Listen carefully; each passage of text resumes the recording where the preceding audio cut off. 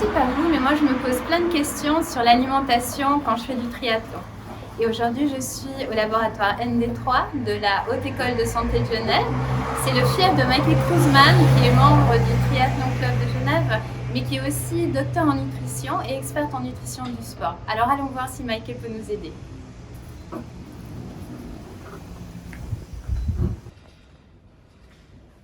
Bon, nous y voilà, laboratoire ND3.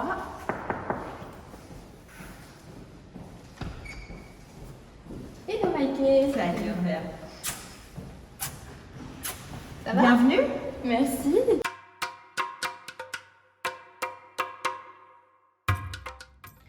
À partir de combien d'heures d'entraînement par semaine dois-je adapter mon alimentation? Alors, il n'y a pas vraiment de règle, mais en dessous de 6 heures d'entraînement par semaine, il n'y a pas besoin de trop se prendre la tête avec une alimentation spécifique. Par contre, il faut quand même manger sainement, et ça c'est pour tout le monde, tout sportif. Quelle est la qualité de base de l'alimentation? C'est ça la question à se poser. Et il y a, je dirais, 3 règles quand même de base. C'est manger des aliments, des vrais aliments, c'est-à-dire éviter autant que possible les aliments ultra transformés. Choisir la modération quand même. Et puis, essayer de privilégier au maximum les aliments d'origine végétale.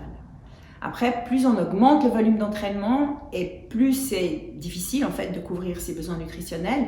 Pas seulement parce qu'il faut manger assez et manger juste, mais aussi parce que sur le plan logistique, ça peut être assez compliqué de s'organiser correctement pour manger ce qu'il faut au bon moment, avec les entraînements, avec le travail, avec la famille.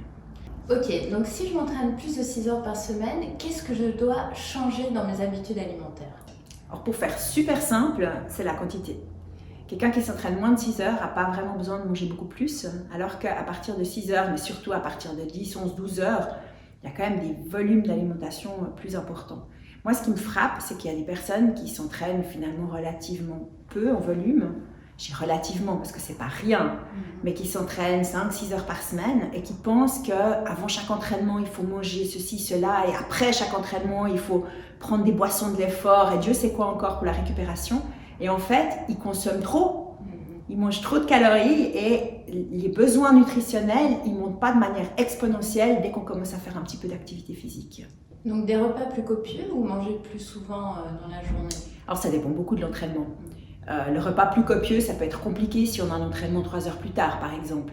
Donc plus on doit augmenter les apports et plus on va fractionner en fait les prises alimentaires.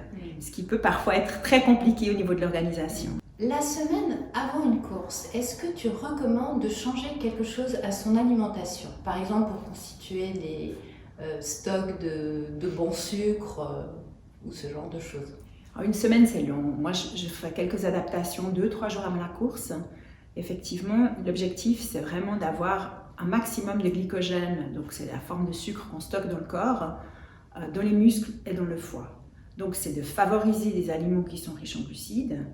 C'est de limiter les fibres aussi pour économiser un petit peu et reposer un petit peu son système digestif. Limiter l'alcool, parce que l'alcool, ça apporte des calories qui sont absolument inutiles pour faire un effort physique. Ok, tu vas faire des malheureux. J'espère que non.